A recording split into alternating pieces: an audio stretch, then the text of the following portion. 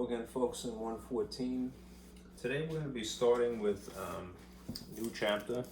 I filled up my board already, so if you're inclined to, maybe fold over a partition in your notes. I'm going to be covering chapter 12. Today is, let's see, Monday, April 5th. So per the schedule, we'll be covering section 12.1. Okay. Sorry, I've lost the ability to modulate my voice. Just speak really softly and then too loudly. Anyhow, you might remember a while back, I think I drew a diagram something like this.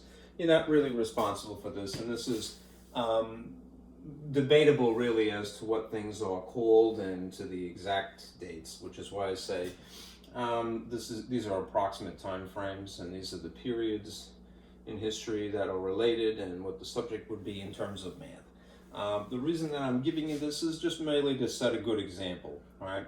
And although it may seem redundant, redundancy is our friend, right?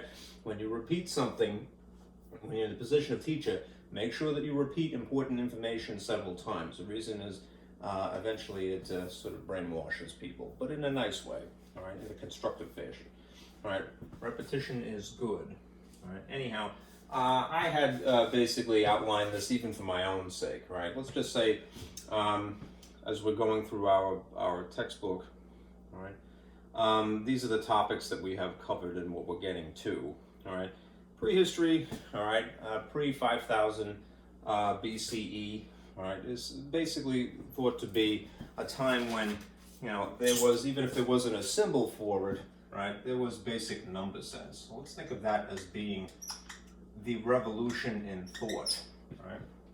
Even an animal like a squirrel or something like that has a basic number sense. And if you don't believe me, offer them two different amounts of food, they will probably gravitate towards the larger quantity, right? They may not have, you know, the ability to vocalize or to go, yeah, that's 5 walnuts or whatever. But they do have a basic number sense, and our ancestry would naturally have that as well. So before recorded history, prehistory, counting, all right, kind of existed, all right, what we think, right? In the ancient times, when writing finally occurred, which would be something like 3200 BC, I want to say, we get establish the subject of arithmetic. Now, what is arithmetic? It's symbols, right? So we have number symbols and not just the number sense, all right? But the real revolution is, aside from writing, all right, operations, right? That represent things that you could do with numbers, right? Adding, subtracting, multiplying, dividing, just to name a few. All right. And earlier on, you remember when we were looking at things like Babylonian arithmetic. I think that was 114. I forget now, it's been a while. Yeah, Babylonian arithmetic and hieroglyphics. The math is not too complicated, right? You're really limited to just maybe adding or subtracting. And in the case of hieroglyphics, it just simply wouldn't write a symbol, you know, rather than have maybe formal subtraction. At least insofar as what we're going through in our book. All right, a little bit further down the pike, all right, geometry would be the actual contemporary or just after arithmetic. There's Egyptian geometry, we like to think, right, which is more practical, right? This is about shapes, naturally, but shaped measurement, right, for practical things like building projects or what have you. And it just goes to show that, I mean, like, not to knock it, but when you think of Egypt, what do you think of naturally? You think of colossal structures like, you know, the Sphinx or very large statues, obelisks, all right, and the pyramids, of course, right? The level of math that was involved was geometry, really, right? It wasn't calculus, right? Nonetheless, they you know, command great respect for those accomplishments, right? A little bit further still, we think of this as being something like Greek geometry, which is less practical, more about logic, This is logic, as in deductive reasoning.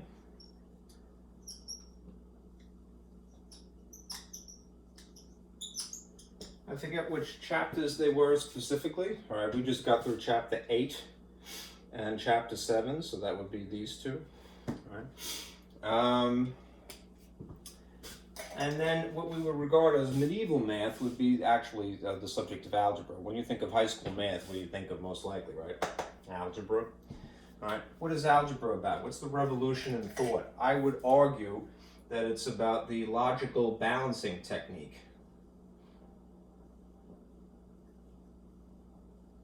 All right. If there's one practical application to algebra per se, right, aside from constructing graphs, and it's the basis of things that follow it, all right, it's this idea, this logical balancing, all right, technique. When you're solving equations, whatever you do to one side, you do to both sides. Right? Where we're at now, and it was really the whole point of my going through this again, is not calculus, but calculus is contemporary in history. All right. Statistics. All right.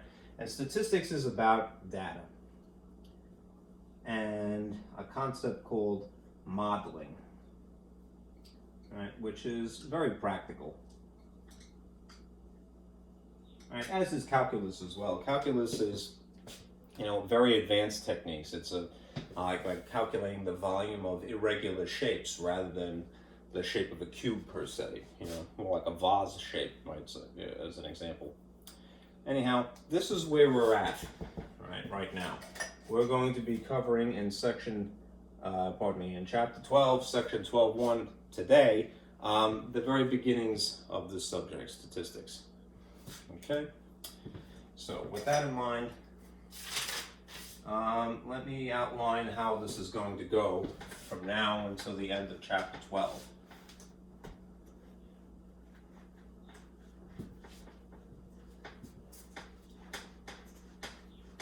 It's actually erased rather nicely this time. All right. Here's an overview of the chapter. All right. For our version of statistics, let's just call it MAT-114 statistics. All right. The sections that we are covering in our book are 12.1. 12.2, 12.3, 4,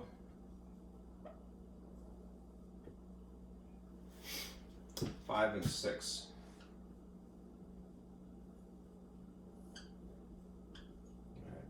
Now, what those entail and what you want to keep an eye out for as we're going through this over the course of the month are these things. All right. Today is thankfully just section 12.1. It's a lot to assimilate. All right. This is about actually gathering and organizing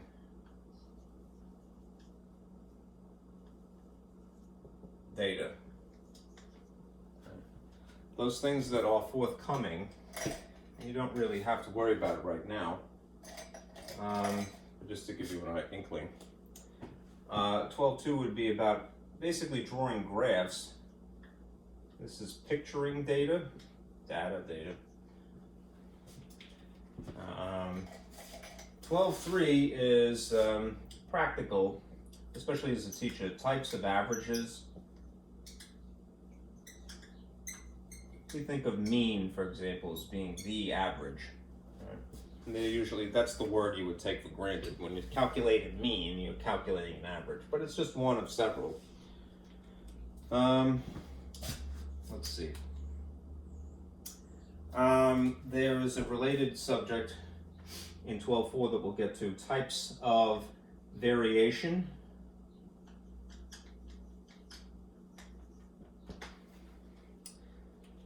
And 12.5, probably the most famous part, of statistics, the normal distribution.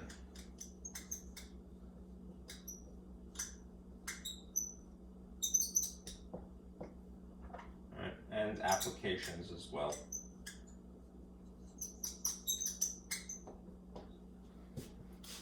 And then 12.6 is finally modeling, right, which in our case is basically formula writing, for lack of a better phrase. Modeling is basically to try to predict the future. Right? Anyhow, we are here. Right? Section 12.1, introducing some vocabulary and acclimating to the processes of gathering and organizing. Okay. Now, one thing you'll note, especially if you've been through MAT-113 already, at the tail end of the semester of MAT-113, we cover probability. And probability and statistics are very closely related. Usually they get taught at the same time in the same class. Anyhow, they share much of the same vocabulary, but maybe in slightly different contexts. So we're going to specify as the need arises. Okay? Let me erase this.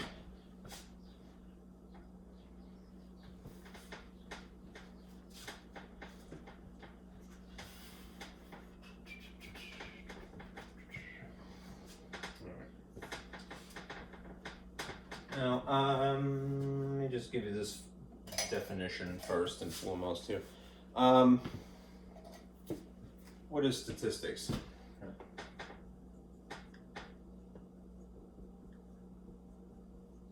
As a subject. Well, if to describe it by the activity of it, right?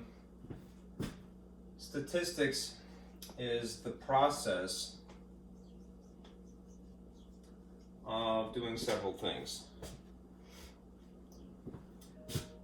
Collecting, as I mentioned.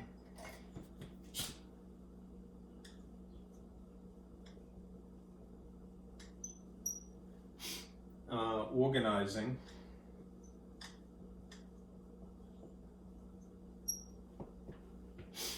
Summarizing, which is the fun part in my opinion.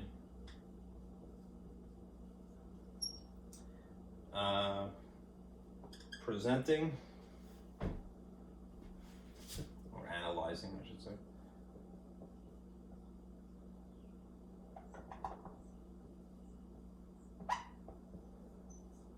And presenting.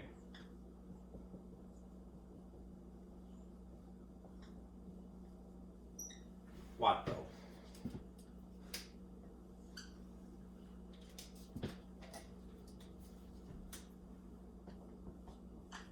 Data.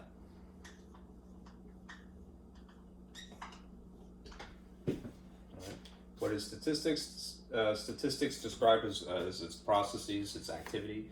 It is the process of collecting, organizing, summarizing, analyzing, do I spell that correctly, and presenting data. Right? Very often is the case. Person who doesn't really have a flavor, a taste for mathematics. Not that anyone couldn't handle it, but it may not be someone's liking, is what I'm getting at.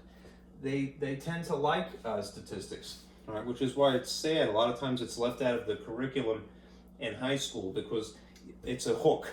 You can get a person to really be invested in the subject when you finally give them some practical application. Why? Because what is data about? People, all right? It's about humanity and it's about practical things, right? It's useful math, right? I love calculus, quite frankly, all right? But statistics is a good hook, all right? It's a good introduction to the subject, all right? It's a good hook for math, a lure, okay? Now, that is what it is described as, but what is its purpose?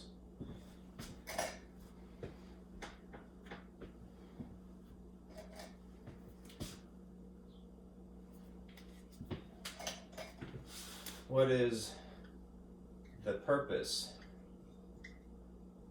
of statistics?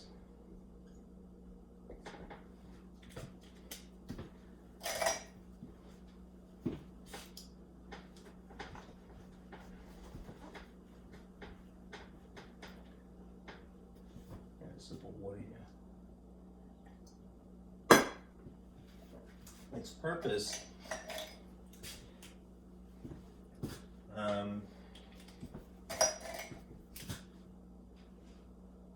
it is for, right, basically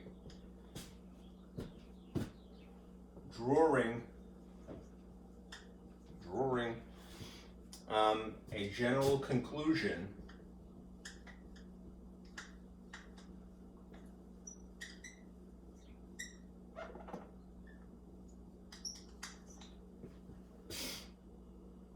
about anything under investigation.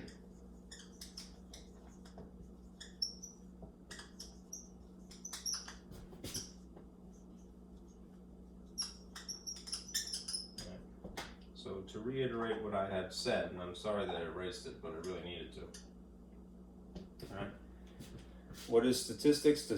Statistics is the process of collecting, organizing, summarizing, presenting, analyzing data for the purpose of drawing a general conclusion about anything under investigation, literally anything. Right? Right? And the operative term here is this, general conclusion, to extrapolate a bit on some prior knowledge that you have acquired. Right? What does this most closely resemble? All right? If we're talking about forming general conclusions, right? This, I would say, is most akin to inductive reasoning.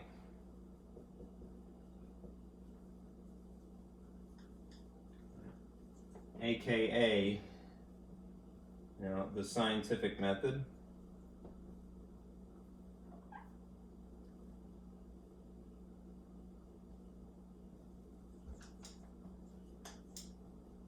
All right, remember what the process is and the difference ultimately between inductive and deductive.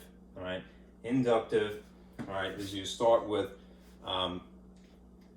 specific cases and you try to form a general conclusion. Right. Deductive is when you start with a law, basically a generalization, and then you try to apply it to specific circumstances. Right, it's more or less the reverse thought process. Right, so statistics and science, right, being that they are, so intimately related, all right, it is good to know one and not just one or the other. It's good to know both and not simply one or the other, right? They are good friends that work well together, right? Statistics and science. Science, of course, if you want to get your feet wet in science, right, start by teaching a kid the qualitative aspects of something, the characteristics of something. But ultimately, math is something that has to be part of the conversation too. Which gets me to my next point.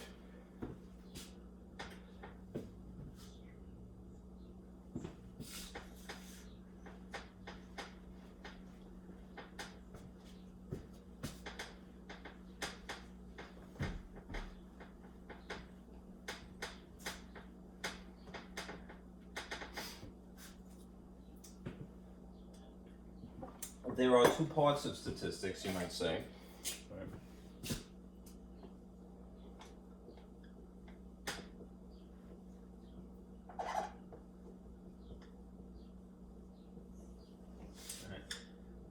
There is, as I mentioned, the qualitative aspects of it, what you might call descriptive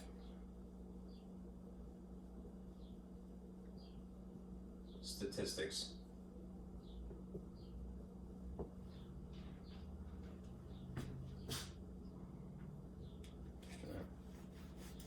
Well, not exclusively, qualitative. It encompasses that. Right. And then there is inferential statistics.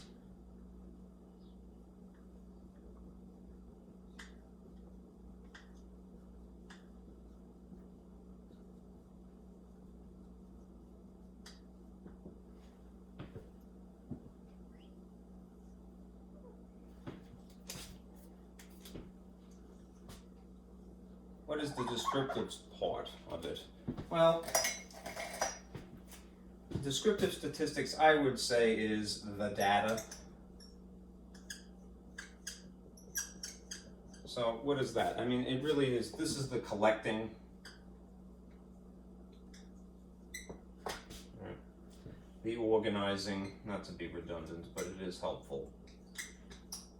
Not to be redundant for no reason. I'm being redundant on purpose. Summarizing.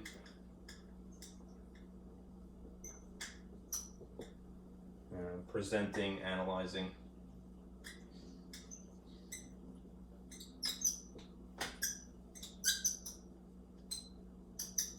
Hopefully that my marker is not too faint there. Looks like it's getting bad. Okay. Collecting, organizing, summarizing, presenting, and analyzing again, I say.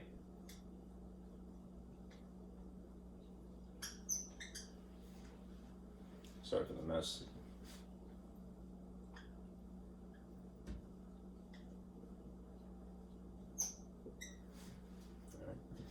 All right. What is inferential statistics then?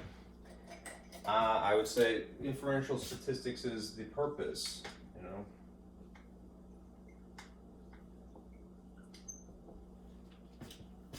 Which means what? It means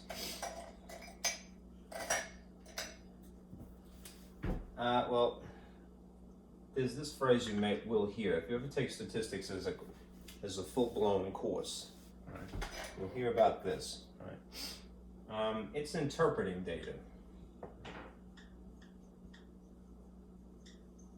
You know, not just collecting. You know, gathering. You know.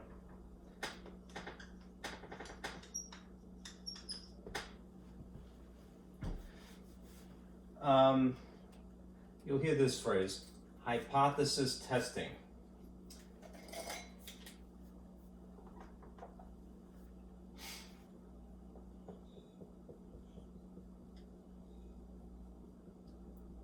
Now, as I said, which is this most akin to?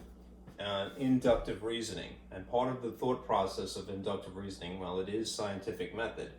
Part of the thought process of scientific method is forming a hypothesis. What is a hypothesis? It is a temporary answer to a question, right, which you then test, right, to see what the effects are, you know, whether that is a true conclusion or not, all right? If it is true, then it is a conclusion genuinely, all right? Anyhow, hypothesis testing.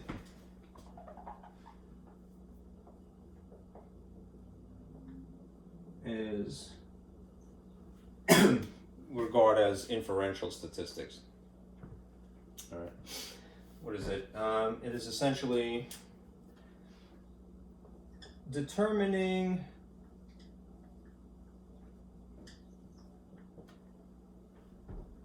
if there is a relationship between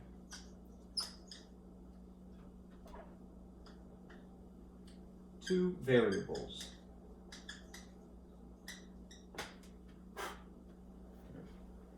Another phrase that gets thrown around a lot is this. If there is a relationship,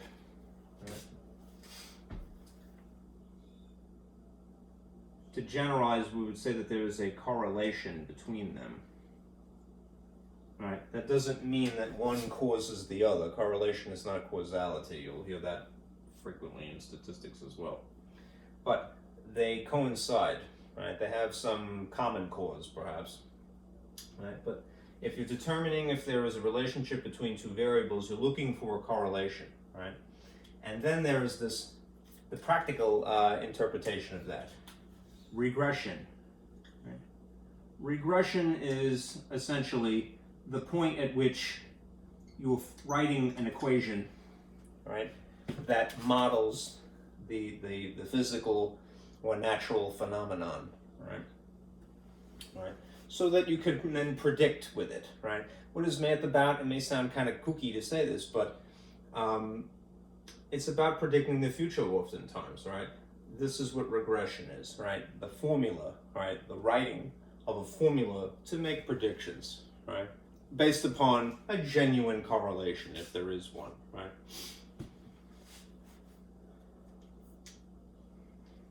Okay. All right.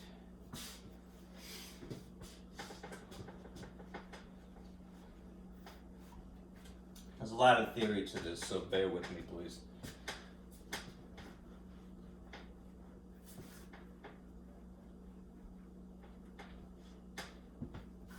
All right. Now, where does data come from? Data comes from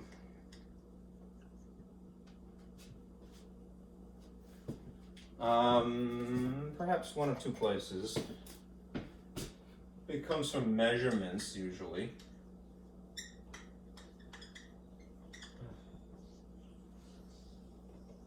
Hopefully that's not too faint.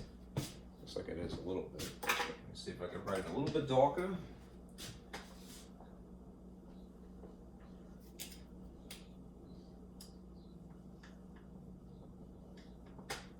Measurements, that is with an instrument of some sort. I hope that's not too bad. That helps a little bit without the glare, hopefully. I'm not too keen on this, so I'm going to write it again. That may be making it worse. Let me turn around and look. Is it legible? No, it's kind of sucky. So I'd like to not have to write with blue and red all the time because I wear out those markers before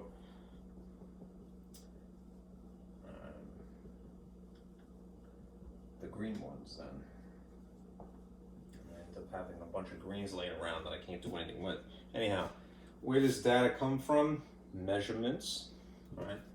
But also observations.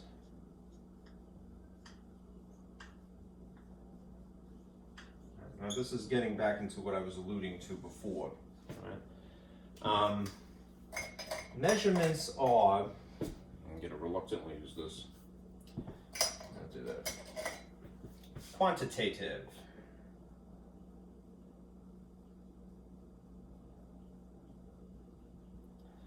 The quantitative analysis, right? Right. There are tests that you do to prove that there is a strong relationship between two variables, right? That's part of the quantitative analysis, right? The simplest way to talk about it is it's the numbers, but not really just the numbers. It's the the analysis of the numbers.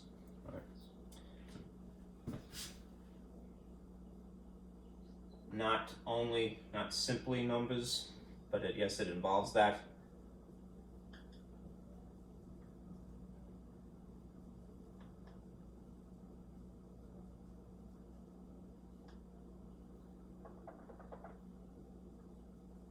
It's the analysis. All right, now as an example, and I'll put it over here. All right, you could gather the recorded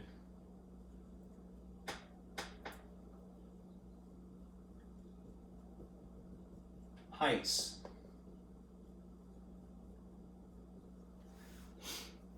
of people in a group, right? And then perhaps calculating what the average is, right? But you'd have to measure the height of different people first to gather data, and then you can analyze as part of an experiment. Right? Like for instance, if you're looking for a dietary origin to a person's height, whether there is one or not, I don't know. Right? Although one would assume that if a person starves, they're probably not going to grow too tall. right? If they starve in their childhood, right? But if you wanted to test a hypothesis that there is a relationship between a healthy diet and a person's height, right, you would record people's heights, right, and also monitor their dietary habits. Anyhow, you can calculate average heights as just an example as well. Now, on this side of things, the observation aspect of this, these are what you might regard as the qualitative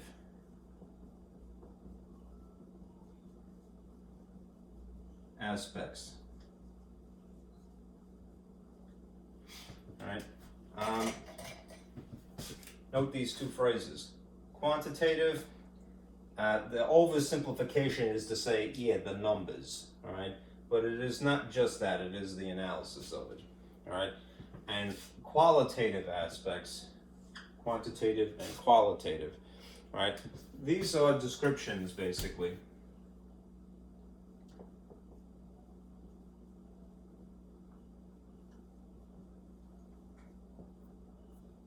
Descriptions often of physical attributes,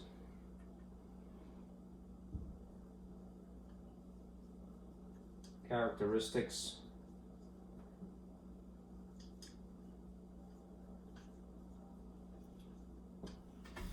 okay? Now, as an example, just in contrast here, one could, when you're collecting data on lobsters, say, right, a population of lobsters, all right, one could gather information about the colors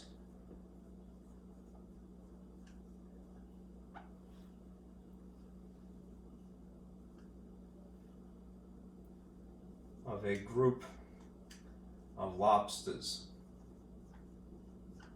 Now, it might seem kind of silly to do that, right? And because when you think of a lobster, right, what color do you think of a lobster? Right? You think of lobsters as being red, right? Are there only red lobsters? As a matter of fact, they're not really red until, sadly, they get boiled, right? When they're out in nature, they're, basically camouflaged to the color of the ocean, right? So they're kind of sort of an aquamarine color, I would think, right? With red undertone. They get powdered up in the morning, right? Anyhow, the point is that not all lobsters are red, all right? They're not all greenish either, all right? There is occasion where you have sort of, you might say, interesting lobster, one that is in fact blue, right? They're rare, right?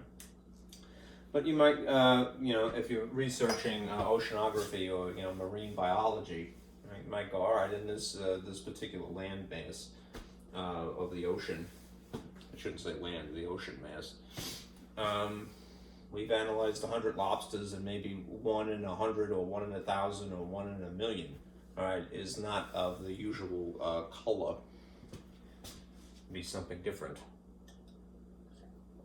Anyhow, the physical description of something is a qualitative aspect of it, right?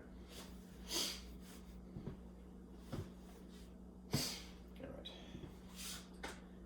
Now, let me give you some vocabulary. And to that end, let me put on my little projector here.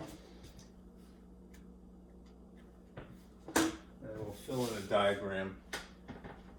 And if I have to, I will adjust my my lighting here, behind me and in front of me and next to me. Let's see, plug in my projector again. Let me move over my camera.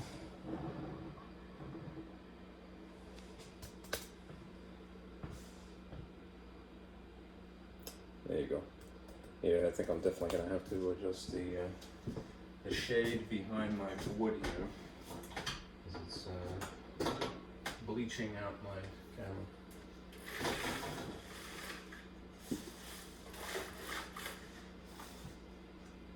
Hopefully that helps a wee bit. And I'll close this door over here.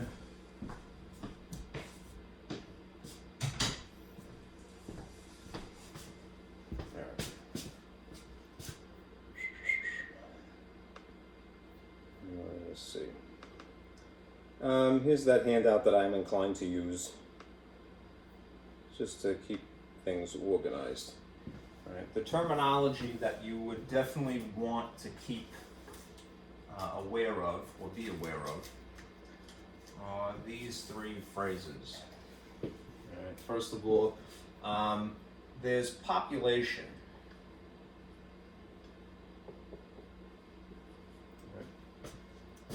Population in the context of, I'm going to put that up here, in the context of set notation.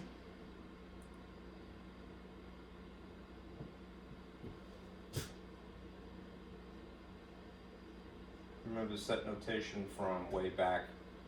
This would be in MAT-114, right? Would be something like the universal set.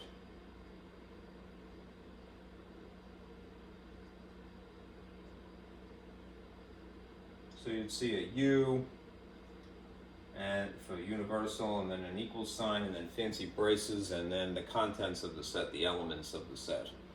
All right. In the context of probability, which is like set notation was the beginning of MAT 113. I know we're in 114 right now, but these are related. The very beginning of that semester is set notation, and towards the end, they broach the subject of probability. So in the context of set notation, this is all related to population, you'd see something like this. All contents, that is elements,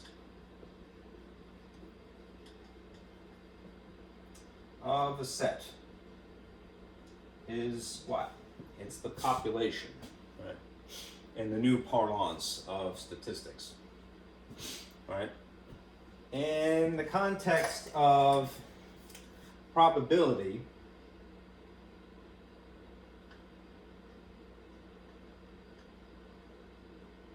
I have to sort of phonetically say to myself. This is really talking about something called a sample space.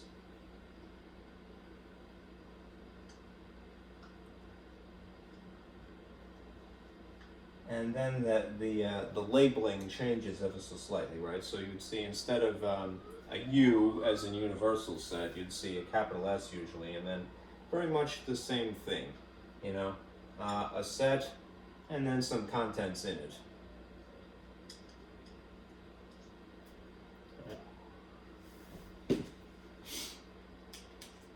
Right, so in that regard, it would be all items or elements, whatever you want to call it,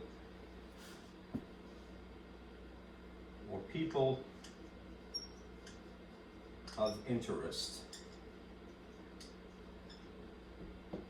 Okay, so it's a lot to sort of compare all at once. Set notation, we're familiar with universal set, basically all the parts in a box, everything that is possible. Probability, if you have some inkling of that or you remember it, you've heard of something called the sample space. Okay. Anyhow, the population are all contents of a set, or in this more cryptic way of writing it, all items or people of interest. Okay, so make that connection. Right? I'm trying to make a connection with all the stuff too. Right. I need a little bit of space, so what I'm going to do is I'm going to put this down here and then erase a little bit. All right. There's population, and then there's a sample. All right. A sample, in the context of probability again, would be most like what you call an event.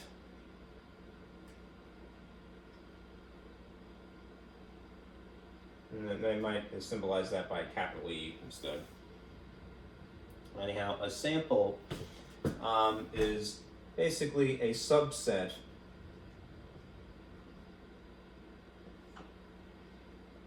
which is either all or part of a whole population.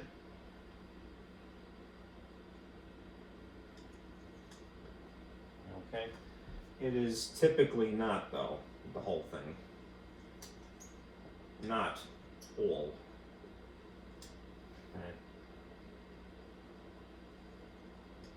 Okay? But make this connection. A sample in the context of probability, in the context of statistics, right? A sample is a subset of the whole. A population is the whole. Okay?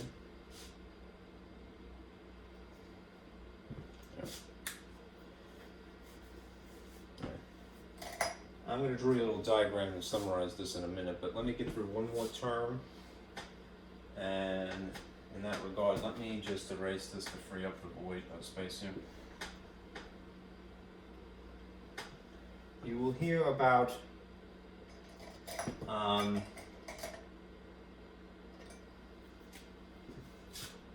unbiased sample.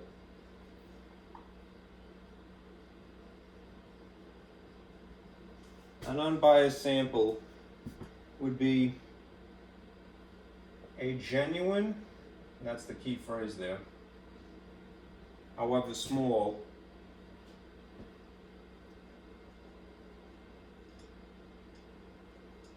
replica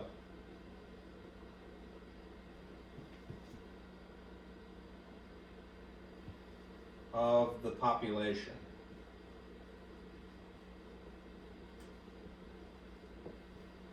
Okay. Right. Basically, a true, accurate representation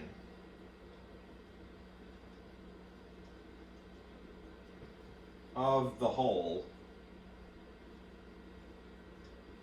without being the whole.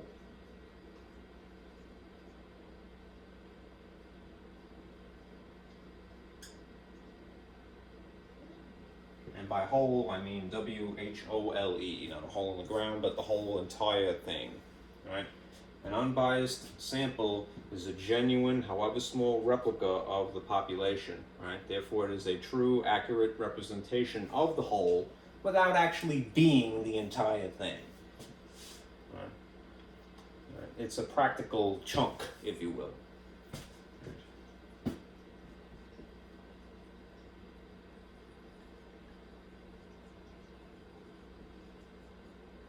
No textbook will ever call it that, but think of it as being a chunk, you know, of the whole.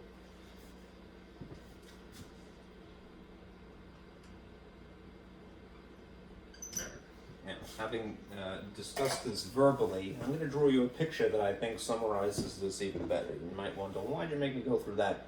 Because having the mental agility to look at things verbally and then graphically is a good exercise. A good mind to cultivate, you know, mental agility. All right. Perhaps I fail in one regard as a teacher, you know, explaining something verbally, but then I try to make up for it, as anyone should. Right? A picture is worth 1,000 words. But if you have no inkling about what those words might involve, you know, try to do as much as possible, all for multiple pathways to the same destination. Now, here's what I mean. Right? Let's start with this word. Right? You have a population, right, which in a nutshell is the whole. Okay? And then maybe because it's Easter time, I'm going to use different colors here to encapsulate this. Population is the whole Easter egg, right? Perhaps this can be broken as you hard-boiled it, and now you're making deviled eggs. All right. What is a sample in relation to that phrase? A sample is not the whole thing. It can be in regard to set notation, right? A subset can be technically the whole thing, right? All elements of the set, right? Think of this as being a part, right? A portion. And a sample could be from over here instead. Also a part, a separate part, or a part over here.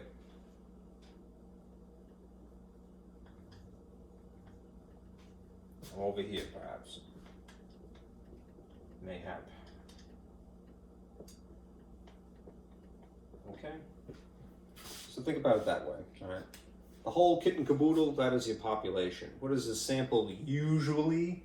It is a chunk of the whole, not the entire thing. Technically it can be, but that isn't usually the case, right? And the ideal thing, the ideal situation is that if you do, especially if you're trying to do the, generate some statistics for, noble reason, social work, say, you would want a genuine representation of the whole without the inconvenience of using the whole, right? So you would want some portion of something that's smaller and arguably more manageable, right? A sample that is an unbiased sample is, again, a fair representation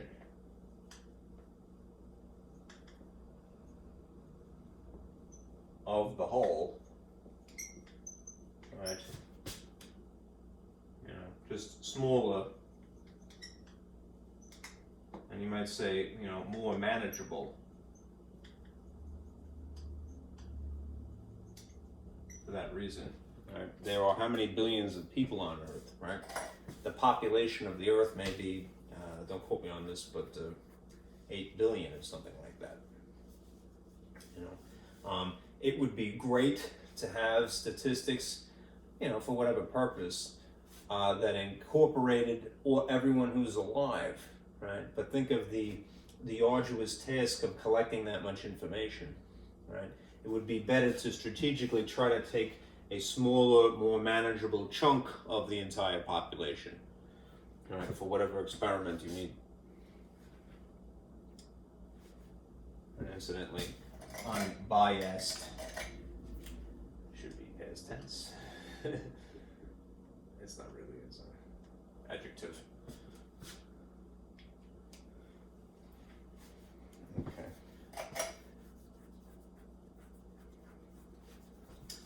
Okay. I think that is enough of that.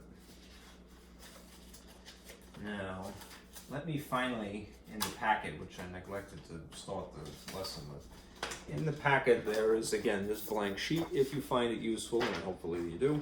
And then there is an example which I want to use. This isn't in your textbook. It's from some other resource that I stole it from a long time ago. That will, again, reinforce this concept, the differences between these two phrases where they're appropriate to use. All right, so I'm going to go through this word problem that is independent of your book, and then eventually we'll get to the example that is swiped from your textbook. Okay? So let me pull the projector back up again, and we'll go through the example I have prepared.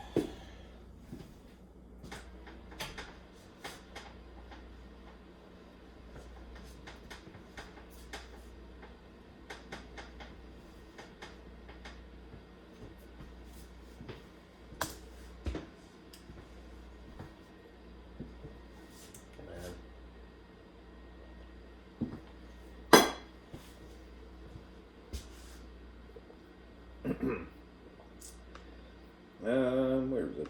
There it is.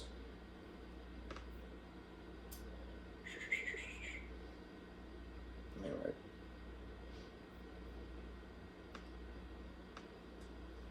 That's definitely too bright.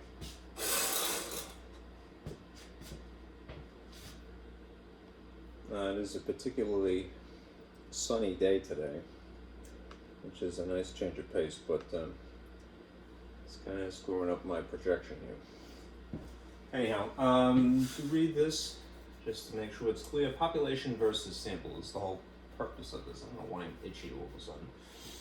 I gotta answer my pants, I guess.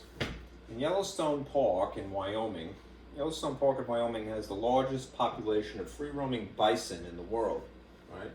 To approximate the total, 200 bison are captured, tagged, and then released, right? Later, a total of 120 bison is observed by park rangers, 6 of which have tags, all right? Write a proportion equation to approximate the total population of free-roaming bison. Right? What I like about this problem is that aside from helping distinguish the concept of sample from population, is that it illustrates how that would be practical. If you were a park ranger and your job was to make sure that there was, to count literally how many water buffalo are in the park, all right? It would be probably impossible, right, for you to go up to every single one and go, there's one and there's another one, and then keep track of it. So rather than do that, we mathematically could make a very accurate estimation, right, of the total number of animals of one species or another without having to physically count all of them, all right? So what do? I don't like this part of it, but I want to say it might put a tag in the ear of the animal. Right, something that makes it easier to see them from far away. Right, you don't want to startle them either, of course. Now, just to remind you, if you're going to write a proportion equation is basically a ratio set equal to a second ratio. So a first ratio and a second ratio, and it's an equation, so there's an equal sign in between them. What's a ratio? A ratio is a more general incarnation of a fraction, so it's something on top of something else. Which means, if you're going to write a proportion equation, and this is what it looks like literally, there are 4 voids that you will have to fill in. All right? The top numbers and the bottom numbers, right? Not too complicated. Now, the trick to this, and there's more than one way to rig it up. The trick to this is make sure that you're consistent, right? Just be consistent, right? Once you have established how you're going to arrange what is sitting above the line and what is sitting below the line, respectively, make sure that you do that same arrangement in the second ratio, right? Let's go back to the original problem. You notice the numbers 200, 120, and 6, all right? This is why it is also appropriate to write a proportion equation, because you therefore have the majority of the information. You have 3 out of 4 parts, all right? Which means algebraically you could figure out what the 4th thing would have to be, all right? Let's figure out how we're going to arrange this. A sample is taken, basically, of 200 bison, right? That's 200 out of the total population, right?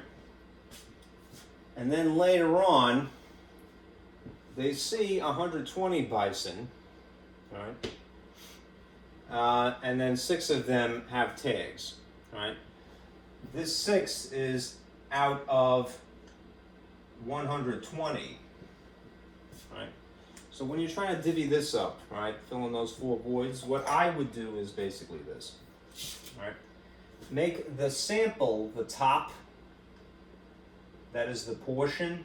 Remember, a sample is generally regarded as a part of a whole. Make the sample the top of your fraction, essentially, and then make the populations, right, the total, right, make that the bottom. Right. A part, we might say a portion, right. The smaller number on top, the larger number on the bottom, right? The chunk, the whole kit and caboodle. Sample, population, be consistent. All right, now, the question is actually, approximate, the goal here is to approximate the total population of free-roaming bison in the entire park, all right? So if I follow this logic, sample, that is the portion of the whole, all right, starting with this figure here, that's 200 out of the whole population, the goal here. So let me just put P for population here, because we don't know what that actually is. It's 200 out of the population, right? Then when I'm filling in the voids here and here, right, I'm going to incorporate these numbers. They're just in a slightly different arrangement here. It's 120, and then out of them, 6 out of 120 have tags. The smaller number would logically have to be the portion, the part, the chunk, right? What is the whole in this situation? The whole in this situation is 120, right? Again, there's probably more than one way to make these arranged, right? But this is, to me, the most logical, right? This is why I did it this way myself, right? The smaller portion, the whole thing. The smaller portion, the whole thing. The sample, the population, if you will. Okay? That is just arranging them.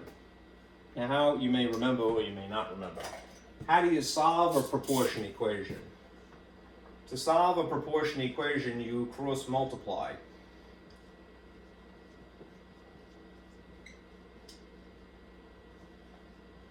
I hope that's not too faint. Let me just check it after I turn around. Looks like it's okay. All right. To solve a proportion equation, you cross multiply. All right. What does that entail doing? Well, I always draw sort of visual cues for my own sake. So I do this. All right. I multiply diagonally this way. I encapsulate those two things together. Right. If it's multiplication, then therefore it is p times 6. But good etiquette would have me put the number in front of the letter, right? It doesn't have to be that way, but that would be more or less good etiquette of math, right? The coefficient in front of the variable, all right? And I'll just put a dot there to symbolize that that's multiplication. It is superfluous. It's not necessary to do that. Bunching them together is sufficient, but just to get started, all right? Then I would multiply more or less diagonally this way, all right? So you see I have this lovely butterfly shape here. All right, and on the opposite side of the equation that I'm constructing, I'm going to write that, right? 200 times 120. You can put an x if you like, but just not to confuse it with a potential variable x. All right, I'm using dots. Okay, now, if you want to, all right, being that you have actual numbers here, yeah, you could figure out what it is. Looks like it's 24,000, something like that. If you want to do the arithmetic and then write what it is, rather than have it as two separate things, that's totally cool. But a strategy is to sort of quasi-multiply, which is to just simply write the dot there, right? How come? Because eventually what's going to happen, you know, when you solve an equation, is that you have to move things away from the letter, right? That is the next step. If I'm going to truly and genuinely and completely solve for P, the population, the whole point of this thing, question, then I would have to move 6 from here to here. Over equals requires me to use the opposite operation. What is the opposite of multiplying? Dividing, which is usually written this way rather than the colon with the line, right? And if you do it here, what is the balancing technique of algebra, right? The whole beautiful idea of it is that whatever you've done here, you have to do here, right? Now, this is why I say it might be practical to resist doing the multiplication. 2 times 12 is indeed 24. There are 3 zeros, so it's 24,000. That's just mental math skill. Because rather than build up a larger number, what you could do, since this is factored, this cancels here, is just apply the 6 to one or the other. Right, and then you end up having to just simplify first here, right? 6 divided by, you could either do, in other words, what I'm getting at is you can either do 24,000 divided by 6, in which case you get 4,000, right? Or you do the simplifying first. 6 goes into 12 twice with a 0 left over. So it would be 200 times 20. 2 times 2 is 4. and there are 3 zeros, 4,000. Whatever way you slice it, the population would be estimated at 4,000 bison. Okay.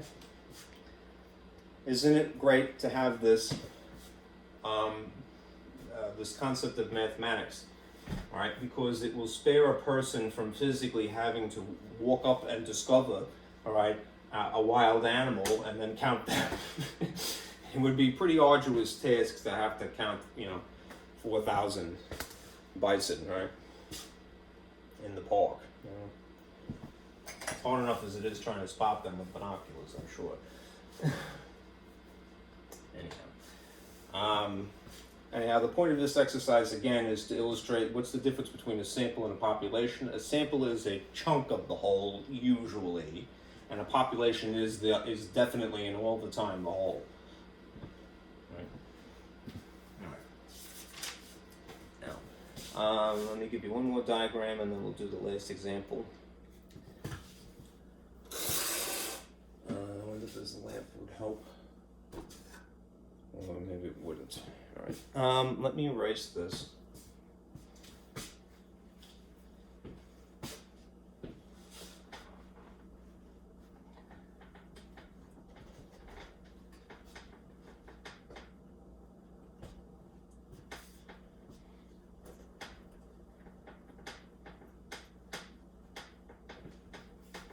Okay. Now, the point of this is the following. How to ensure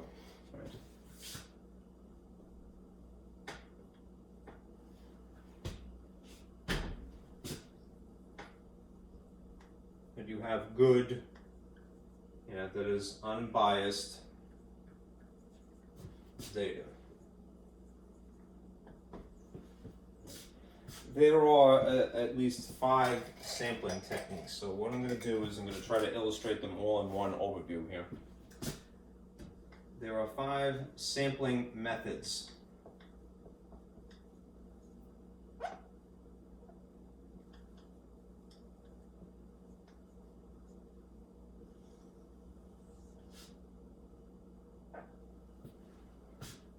Okay.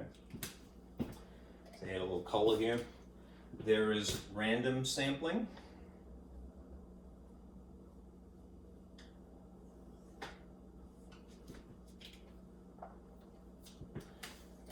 What you might call systematic.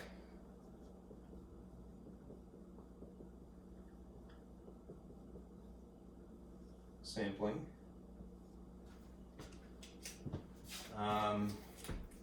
Area or cluster sampling.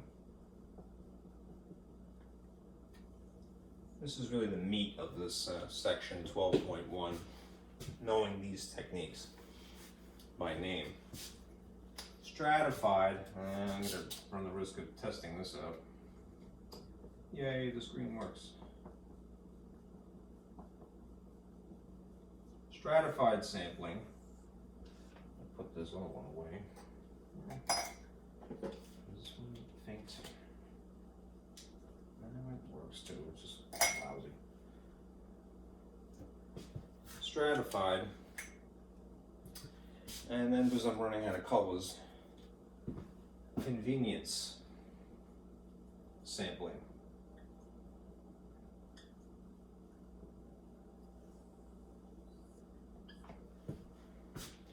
Okay. Now a little bit about each one here. Random sampling occurs when every item, person, object, has equal chance. That's the key phrase there, of being selected.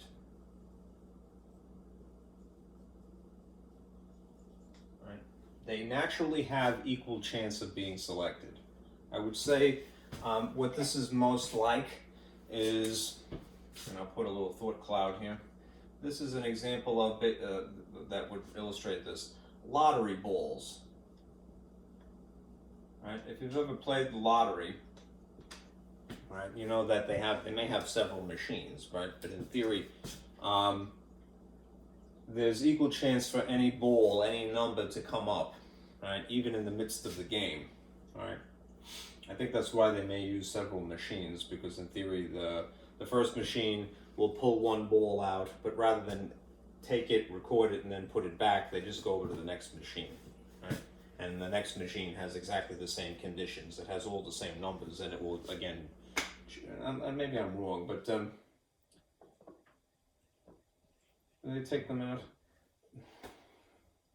In theory, any one of the balls, at least to start with, all right, the very first time that you draw, all right, they have equal chance of being selected, right? So that would be genuinely random, right? Not to double talk here, all right? Lottery balls, all right. I'm not sure whether they put. I guess they do put it. They don't put it back, but when you're doing the first draw, right, of a number, even if you're playing a raffle and it's just like everybody gets one ticket, all right.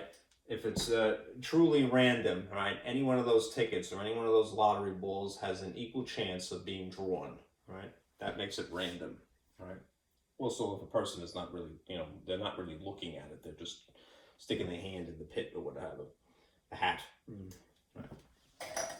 Systematic is a little bit more of a procedure, right? It's firstly picking a starting point,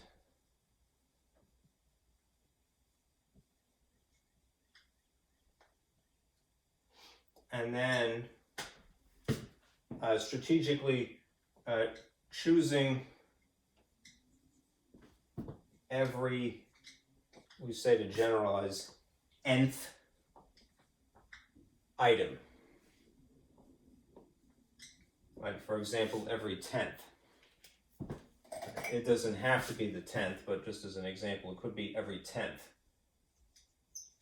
Right? What would that be like? Well, as an example that comes to mind, decimation. It's really more complicated, this, but in the Roman military, as punishment for the soldiers, which is just horrible, right? This is an oversimplification, but every 10th person would basically get, beaten up, what have you, or killed even, right? Decimation is choosing every 10th, right, for some purpose, like murder perhaps, right? I think it might have actually involved 10 of the people beaten up on, another person, or 9 out of that, whatever. But the idea of every 10th is decimal, right? So choosing every 10th for whatever reason or whatever particular process, all right, that's like decimation, all right? That's systematic, all right? You picked where you started from before you started counting. Like, oh, okay, I'm going to start on this person, and then I'm going to count every 10, right? And then choosing every nth item. They use this as a generalization. Nth is in any number, right? So the 10th, every 9th, every whatever you like. Right? Area cluster, all right, just kind of a giveaway. When you hear about a geographical region, and I'm sure there are some trick questions, but when you hear of some geographical region, the little alarm goes off in your head. Well, this might be this particular type of sampling method, all right? This is to distinguish it from the other processes, right? Basically, random group selection.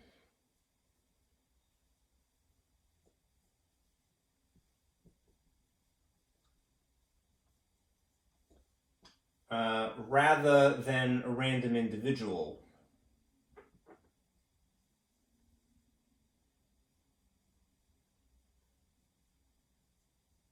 Okay, so this is a group that is randomly selected rather than a cluster, all right, rather than an individual, right? It's usually divvied up by geographical region, right? So you'd have some area that's divided into sections.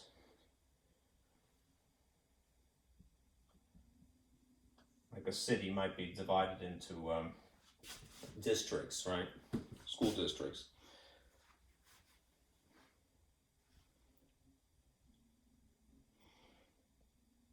Okay. What is this most like as an example? Well, what comes to mind is quality control on an assembly line.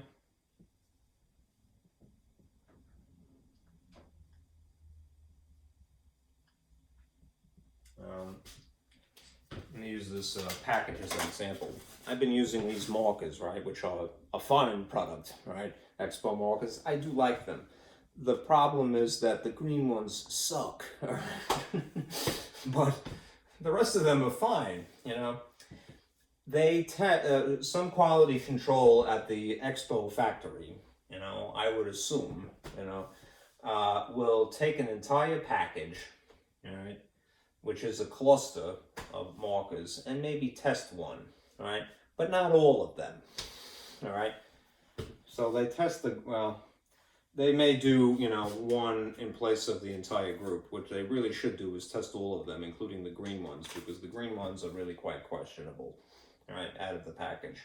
Anyhow, in general, rather than my individual complaint here, quality control of some product, right, on an assembly line, they're not going to open up every package that they just manufactured, right? So what they will do is they will go to the conveyor belt and randomly select a box of pens or what have you, and then just test the pens that are in that box, that group, that container. And then if they're okay, they'll go, oh, well, that means all of them are probably good too, at least the ones that we made today, right? Which may or may not be true, right? But it's more likely, right? It's group testing rather than individual testing, you know, rather than just individuals, right? It's random in its own way, but it's just a cluster instead. All right. Now, stratified. This is a little bit more strategic again. I'm a little leery of this color, so I'm going to put this here. All right. There's a process to this as well. All right. This is firstly organizing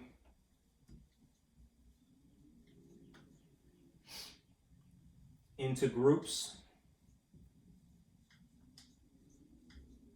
first, right, and then randomly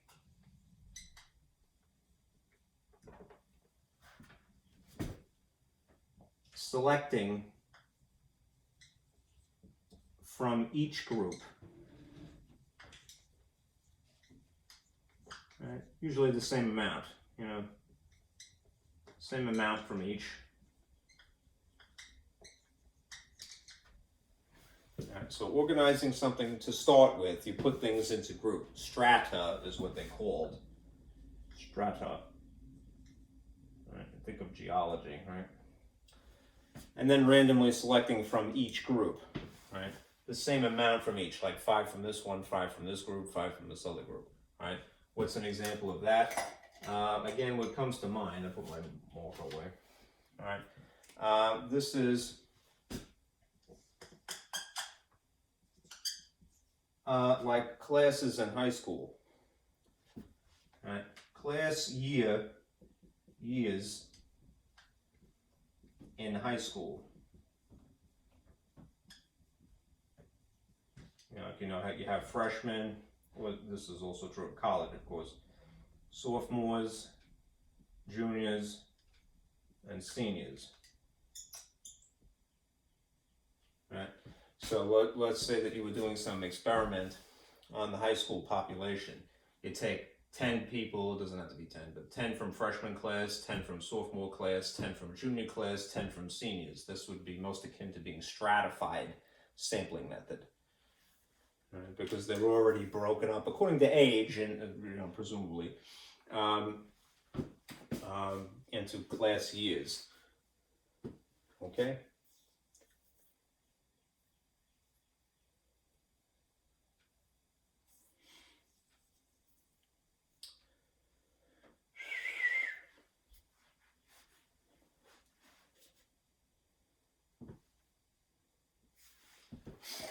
this last thing, convenience sampling.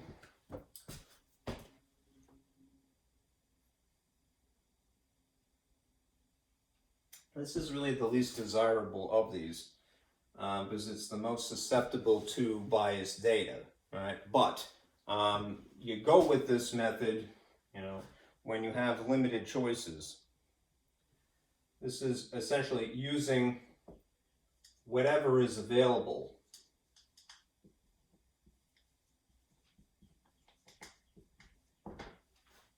All right. Something is better than nothing.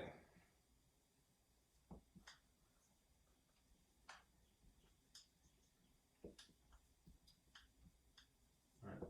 The benefit of this is that it is easy to collect data if you're just using whatever is available.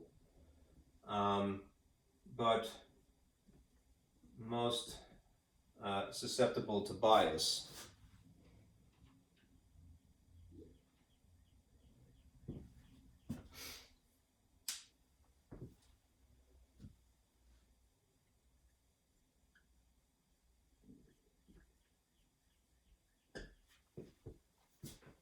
Okay, what's an example to illustrate this?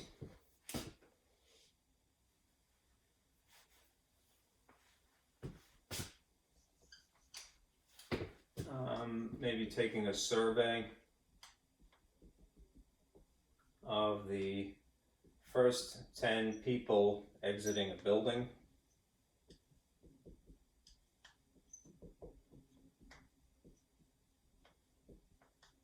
Now, what would potentially make something biased? The building that they're coming out of, right? Like if you were, the book used this as an example, right? If you went to a senior center where the people coming out of the building are likely old, right? And then you ask them questions about taxes, right? For the sake of funding the local school system, they might be biased against the taxes because they don't have children anymore, you know, because they're old, right? So the question at hand, you know, that they're being surveyed about, you know, how you feel one way or another about something, are you in favor or are you against, all right? And the location, right, has to be, you know, carefully chosen to begin with. All right, I don't know why, but the DMV comes to mind too. I don't mean to speak disrespectfully of the DMV, but people who go to the DMV go with an attitude problem to begin with, right? Because they took off from work, all right, to renew their license or their registration or, you know, pay some kind of like, you know, fee, whatever they have to. All right, so you have a bunch of people who are pissed off to begin with. So if you have people who are in a negative frame of mind, you know, they're not going to be even-minded and, you know, give you maybe a nice, fair, even-minded answer to whatever your question is. All right. So anyhow, in short, a survey of just the first 10 people. You're not really analyzing where you are. You're not really analyzing any similarity or contrast between those people. You're just working with what you got, right? Using whatever is available, right? Because something is better than nothing, right? This is easy to collect, but the most at risk for, you know, bias. So you have to be careful. You would use convenience method sampling when you have really no alternative, right? You have a slew of other choices, right? Depending upon the experiment. Okay. So, random, when everything has an equal chance. The best example I can think of is lottery, right?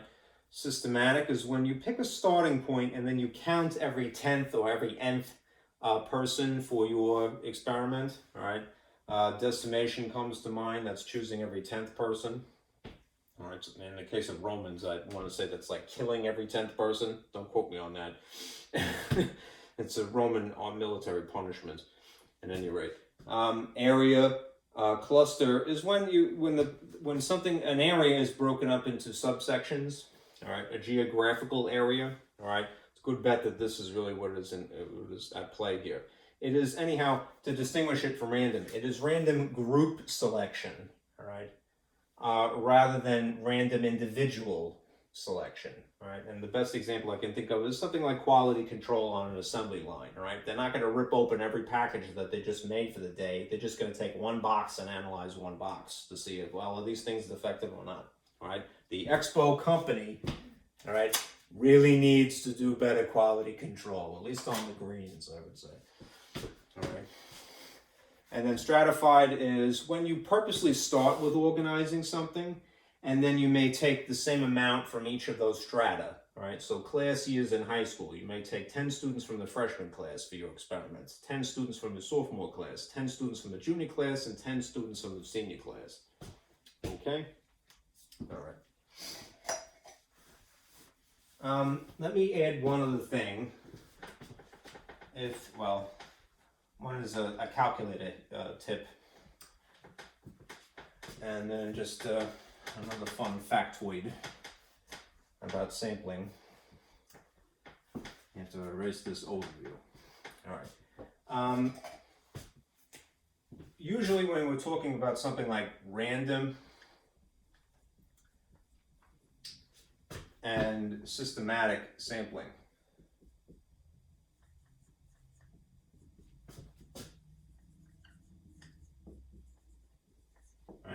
the actual process involved, right? The preliminary step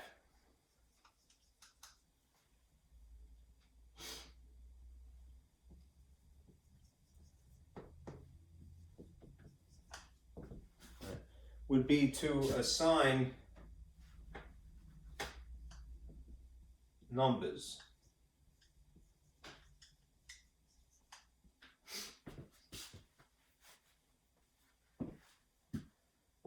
to each individual or item first.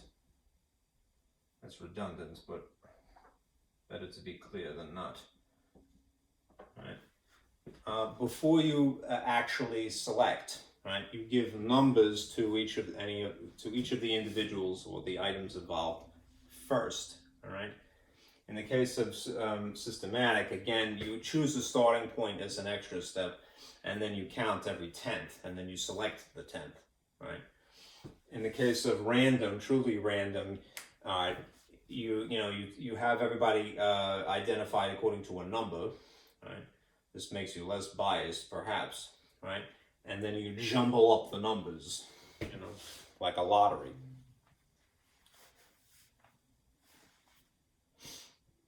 Right. The preliminary step would be to assign numbers to each individual item first, right? And then decide the sample size. That is, how many people you need.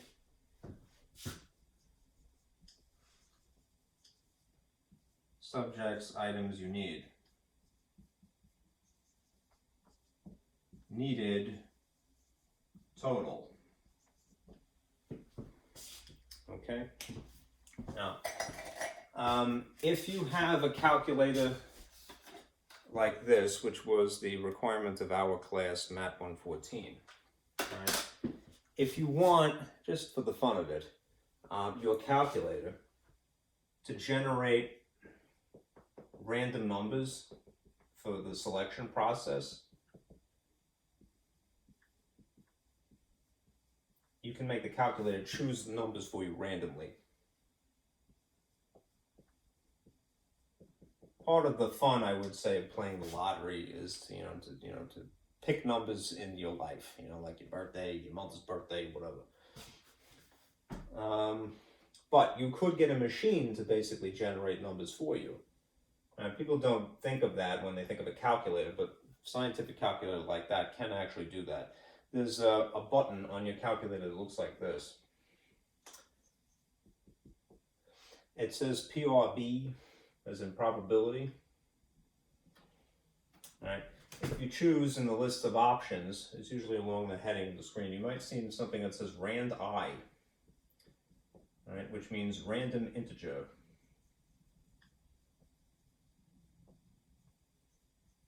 meaning it could be negative or positive if you really like it to.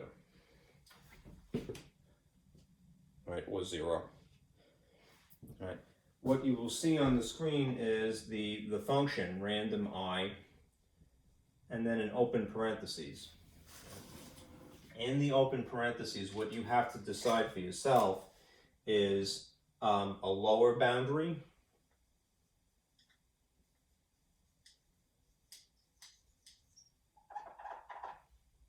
and then have a comma, and then choose an upper boundary.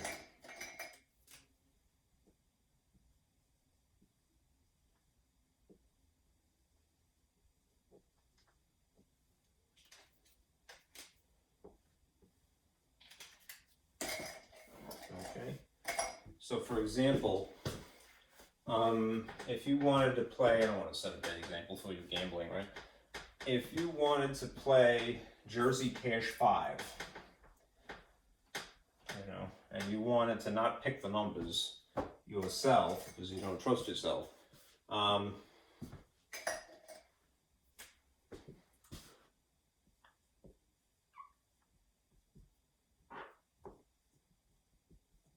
you could have your calculator select the numbers, right? But you'd have to tell it from where to where you want to choose. So let's just say, I believe this is inclusive, 1 to, I think 40 is the maximum, I can't really say. All right, let's test this theory. All right, if I were to take my calculator, all right, and press the button for probability, you may have to scroll over. And you have permutations and combinations. I have random integer here. I think random would give you a decimal. I'm going to choose 1, and then I'm going to hit second and then parentheses to incorporate a comma, and then 40, and then be a good guy and close the parentheses. All right, and what you should see is that it generates a random number. Now, if it's an integer, it has to be, in theory, a negative or a positive whole number or 0. But since I told it specifically, it's 21, to just choose a number between 1 and 40, that's the purpose of the lower and the upper boundary, it gave me something that fits into that spectrum. So 21. I think you could just keep pressing equals, and it should do it again, give you another random number. 4. Let's see, 29. 10. All right, 13. Looking at it backwards. All right, and so forth. And you could keep doing this. All right. If you had a more sophisticated calculator, like a graphing calculator, you could set another condition that it will choose 5 numbers at random rather than 1 at a time. But I don't think that the software in this is that complicated, that sophisticated. Anyhow, it's a way to generate random numbers if you need to, right? Rather than roll the die or something like that. Okay. All right, let's do this example, and then I will close with potential misuses that you should look out for.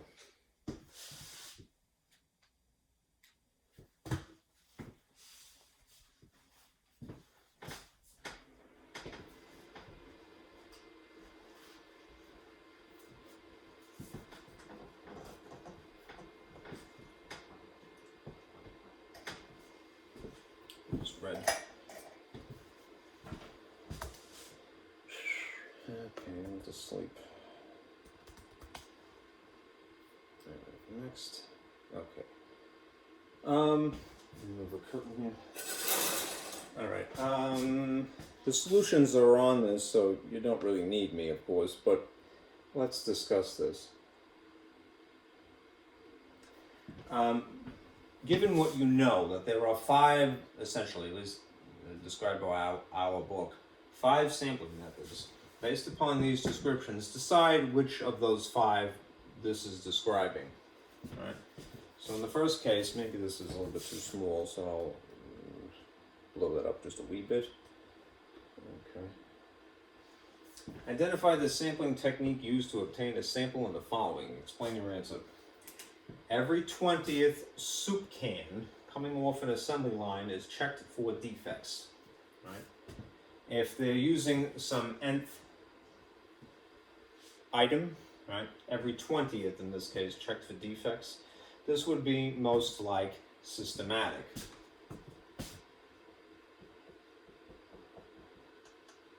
Sampling, right? Because it's every nth, in this case it's every 20th.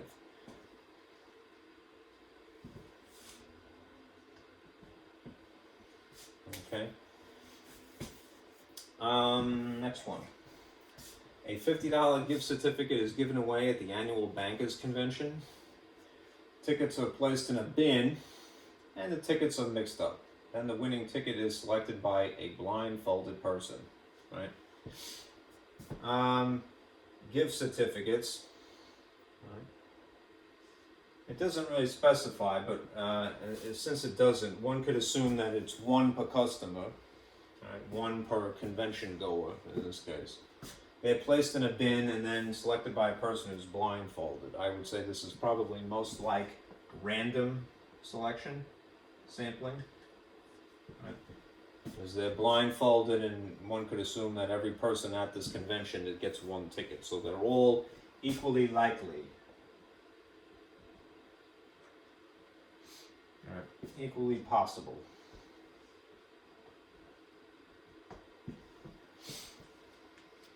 Okay. Next one. Children in a large city are classified based on the neighborhood school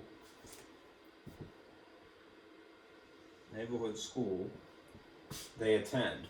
A random sample of 5 schools is selected. All the children from each selected school are included in the sample. Right? So they're using whole chunks rather than individuals. This is group selection. Group rather than individual.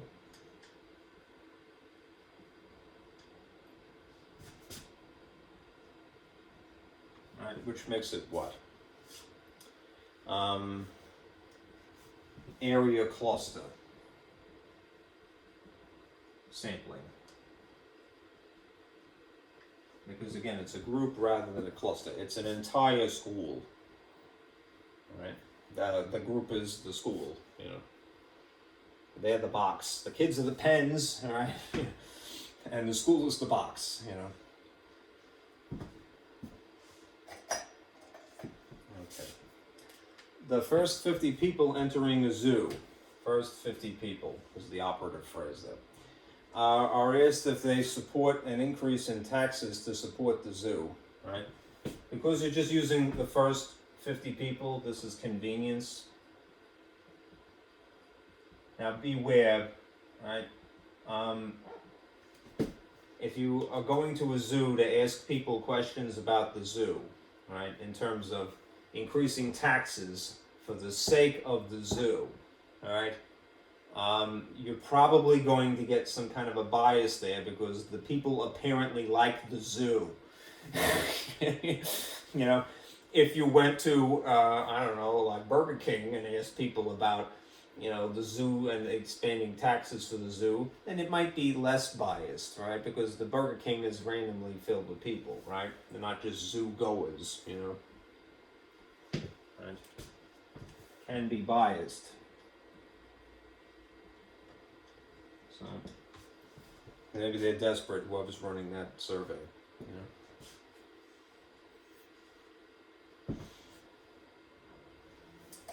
Okay. E, all registered vehicles in the state of California are classified. Vehicles are classified according to type, right? Subcompact, compact, midsize, full-size, SUV, and truck, right? These are different types of cars, right? Or motor vehicles at any rate, right?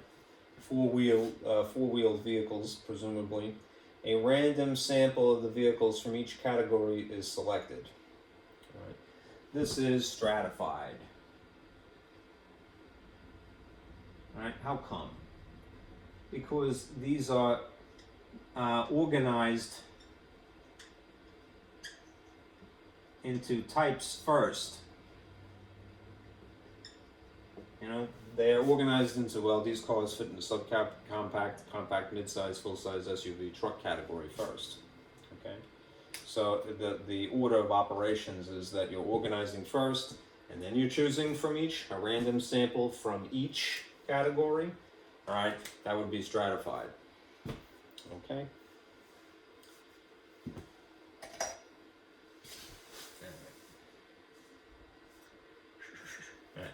Let me turn this off and I'll give you one more diagram and then let you alone.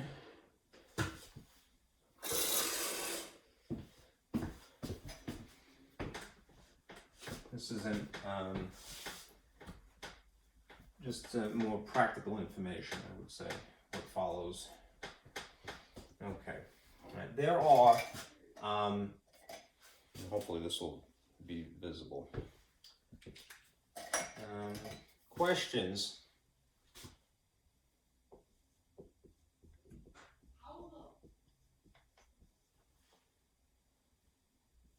to ask of quoted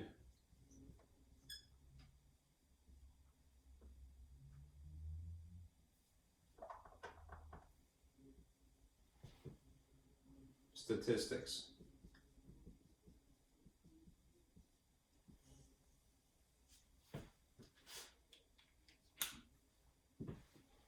All right, firstly,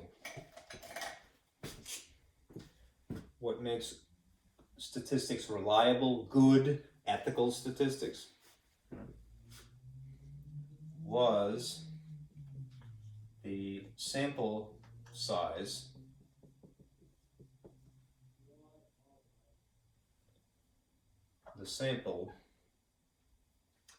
of sufficient magnitude or sufficient size.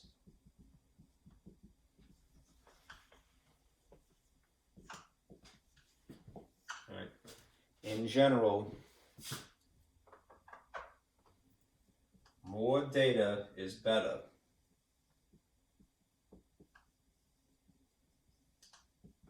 Right. If somebody just was running an experiment, you know, especially on, you know, drugs, pharmaceutical drugs of some sort, right? You would trust the reliability of the drug or its safety, right, if it had been tested on a lot of people first, right? Not just 5 people. Imagine that. We invented this new drug that cures the headache and dry mouth that you get from whatever your prescription on 5 people, and they said it's great. So a question to ask of quoted statistics, right? Quoted was the sample of sufficient magnitude, sufficient size. Okay. Next thing.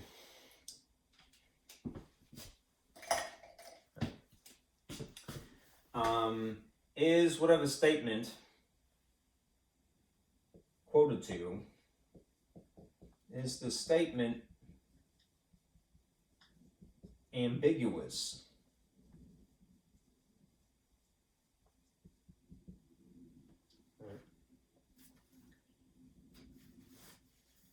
You know, there are words that have more than one context.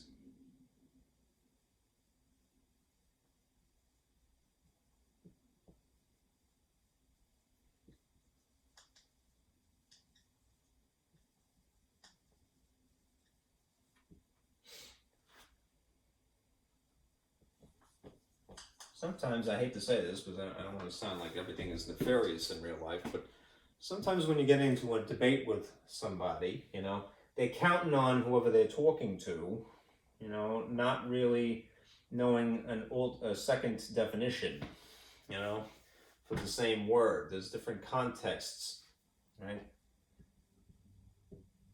Context is very important. One has to distinguish contexts, okay? So beware, you know, when somebody quotes statistics to you, all right, How is it phrased? Is the statement purposely ambiguous? It might be. Salesmanship, I hate to say it, is a lot of times taking advantage of the ambiguity of certain words. All right. Now another thing was the sample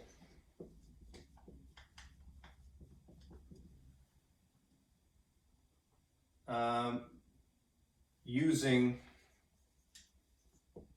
biased data. Because remember, we want unbiased data.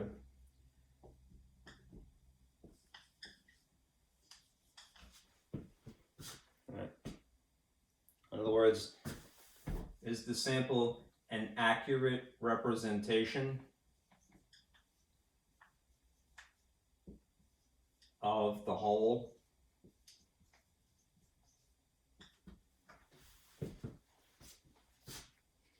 Was the sample using biased data an accurate representation? In this case, in the way that I phrased it, an inaccurate representation of the whole, if it's biased. Right? Right, you're using a chunk of the population, but maybe you've gone not in a nice even spread. You know, maybe you've gone just to the DMV to ask people about how they feel about, their license renewal, and they may be, in a bad mood, because they had to take off work or whatever.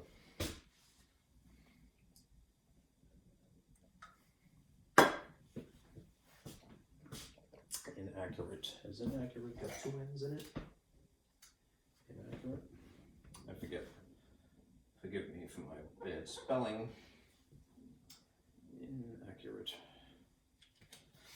Anyhow, the point of this is that you have to examine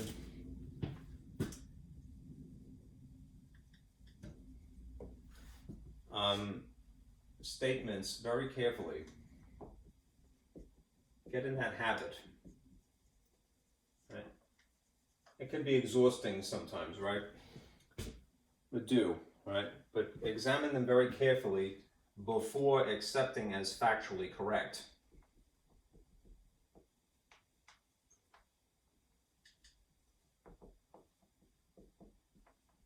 Before accepting as facts. Facts. Okay? Now here's a joke. I'll write it. This is a joke. And it varies from who tells it, from one to another. 50% of all statistics are made up on the spot. Examine that for a moment. 50% of all statistics are made up on the spot. Now here's the joke of it, right? I'm sorry, it's not a funny joke if I have to explain it, but I would be remiss if I did not. First of all, I'm just making this up on the spot. So can you trust what I'm saying, And I just chose a random percentage, right? A random statistic, right? Sometimes it's higher, sometimes it's lower, right? I chose 50 because there's equally likely chance, to be honest, is my rationale, right? 50% of all statistics are made up on the spot, The joke of it is that when you get into conversations with people, especially on the internet, right, social media, and you get into some political discussion or whatever, and they'll go like, well, that there's a 50% chance that, so-and-so, Senator Bob is a space alien or whatever. You have to be skeptical, is the point of that, Good statistics use a lot of data, right? They don't use ambiguous statements. They're very explicit, right? And they use unbiased data, right? That is an accurate representation of a whole, all right? Sometimes people make mistakes, carelessly. They don't do them nefariously or intentionally. But we live in the world that we do, so beware of these things. Was the sample sufficient size, magnitude? Is the statement ambiguous? Was the sample using biased data? You have to be careful when you are quoted statistics before you accept them as factually correct. Okay? All right. I'm going to leave it at that. All right, naturally for homework, what you want to do in my lab is section 12.1. I forget whether I have reset my lab to begin that chunk of the my lab assignments, chapter 12 essentially, but I'm going to do that now if I haven't. Okay? All right, so I will see you again on Wednesday. Be careful out there.